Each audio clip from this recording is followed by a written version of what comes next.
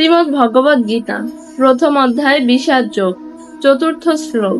অত্র শ্রীরামহিতবাসা ভীমার্জুনা সময়ুধি युधानो বিরাটশ্চ দ্রুপদশ্চ মহারথা।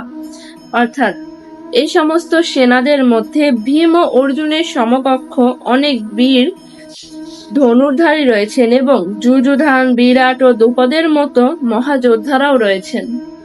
দুর্যোধন দ্রোণাচার্যের কাছে গিয়ে পাণ্ডব পক্ষের সেনাবাহিনীর বর্ণনা করতে গিয়ে এই শ্লোকটি বলেন। তিনি লক্ষ্য করেছিলেন যে পাণ্ডবদের পক্ষে শুধু ভীম ও অর্জুনের মতো অসাধারণ বীরই নন, আরো অনেক শক্তিশালী যোদ্ধারা উপস্থিত রয়েছেন।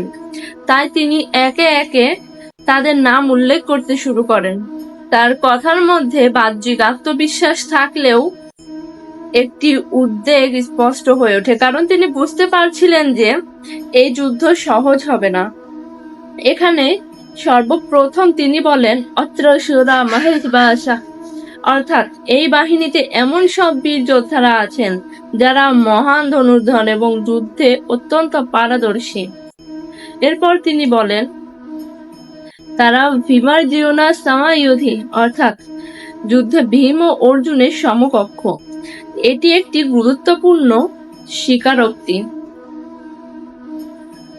দুর্যোধন নিজের মুখেই স্বীকার করেছেন যে পাণ্ডবদের পক্ষে এমন অনেক যোদ্ধা আছেন যাদের শক্তি ও বীরত্বকে অবহেলা করা যায় না। এরপর তিনি যুযুধান বা সাত্যকীর নাম উল্লেখ করেন। সাত্যকী ছিলেন যাদব বংশের একজন মহাবীর ও শ্রীকৃষ্ণের অত্যন্ত অনুগত। তিনি অর্জুনের শিষ্যও ছিলেন এবং যুদ্ধ কৌশল অত্যন্ত দক্ষ ছিলেন। এরপর তিনি বিরাটের নাম উল্লেখ করেন। বিরাট ছিলেন মৎস্য দেশের রাজা। তার রাজ্যে পাণ্ডবরা অজ্ঞাতবাস কাটিয়েছিলেন। তিনি পাণ্ডবদের প্রতি অত্যন্ত অনুগত ছিলেন এবং তাদের পক্ষে যুদ্ধ করছিলেন। এরপর আসে দ্রুপদের নাম। তিনি পাঞ্চাল দেশের রাজা এবং দ্রৌপদীর পিতা। তিনি ছিলেন এক মহারথী, অর্থাৎ এমন এক যোদ্ধা যিনি একাই বহু যোদ্ধার সঙ্গে যুদ্ধ করতে সক্ষম। এই শ্লোকের মাধ্যমে যুদ্ধক্ষেত্রের একটি গুরুত্বপূর্ণ চিত্র ফুটে ওঠে। দুর্যোধন বুঝতে পেরেছিলেন যে পাণ্ডবদের শক্তি কেবল কয়েকজন প্রধান বীরের ওপর নির্ভরশীল নয়, তাদের পক্ষে অসংখ্য দক্ষ, অভিজ্ঞ ও সাহসী যোদ্ধা রয়েছে।